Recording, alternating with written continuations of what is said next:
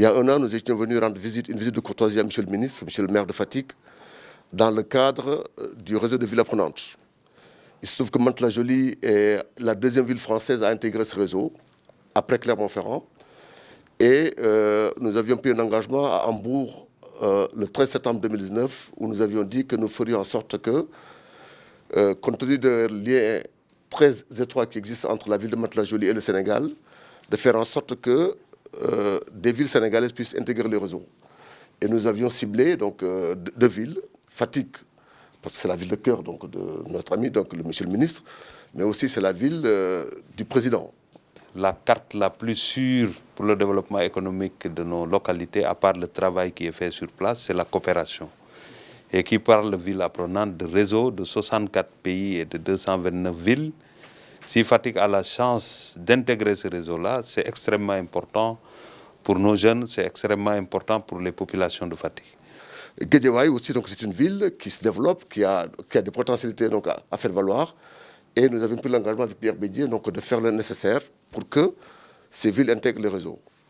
Je suis aujourd'hui heureux. L'échange permettra de renforcer les capacités, mais aussi, vous savez que toute coopération, c'est du donner et du recevoir.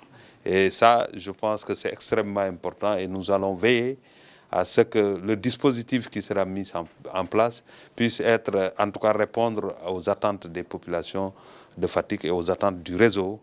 Et parce que quand on intègre un réseau aussi, il faut fonctionner selon les termes de ce réseau. Le système de apprendre, c'est un système où les villes apprennent des choses entre elles, où les villes se valorisent elles-mêmes.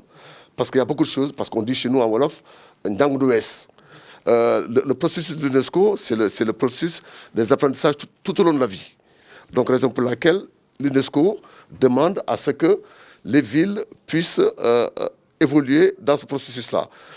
En ce qui concerne la coopération décentralisée en dehors des villes apprenantes, nous avons eu à recevoir de la commune une benne tasseuse qui est déjà au port, qui va être acheminée à Fatick, et il en reste un autre.